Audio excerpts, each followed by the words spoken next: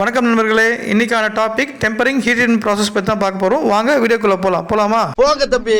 டெம்பரிங்ன்றது normalising and tempering, அதே மாதிரி குவென்ச்சிங் and tempering. இதோடைய ப்ராசஸ் வந்து ஹீட்டிங் இன் ஃபர்னஸ், அதுக்கப்புறம் வந்து ஏர் கூல். என்ன டெம்பரேச்சரில் ஹீட் பண்ணுறோம் டெம்பரிங் பண்ணுறோம் அப்படின்னா வந்து பிலோ 720 டிகிரி செல்சியஸ், அதாவது 540 620 இல்லை 640 இல்லை 700 டிகிரி செல்சியஸ். புட்டு வைக்கிறேன். அந்த டெம்பரேச்சரில் எவ்வளோ நேரம் வச்சிருக்கணும் அப்படின்னா 1 hour per inch. அதாவது ஒரு வால் திக்னஸ், ப்ராடக்டோட வால் திக்னஸ் 1 inch இருந்ததுன்னா 1 hour வைக்கணும். 2 inch இருந்ததுன்னா 2 hours வைக்கணும். இப்போ ப்ராடக்ட்டை வந்து ஹீட் பண்ணிட்ட பிறகு என்ன பண்ணணும்னா ஃபர்னஸ்லேருந்து எடுத்து ஸ்டில் ஏரில் வந்து நம்ம கூல் பண்ண போகிறோம். எந்த மாதிரி மெட்டீரியல்ஸ்லாம் வந்து normalizing and tempering, quenching and tempering பண்ண போகிறோம் அப்படின்னு பார்த்தோம்னா கார்பன் ஸ்டீல், அலாய் ஸ்டீல், அதே மாதிரி லோ கார்பன் ஸ்டீல், அதாவது low temperature carbon steel, LCB, LCC, LF2.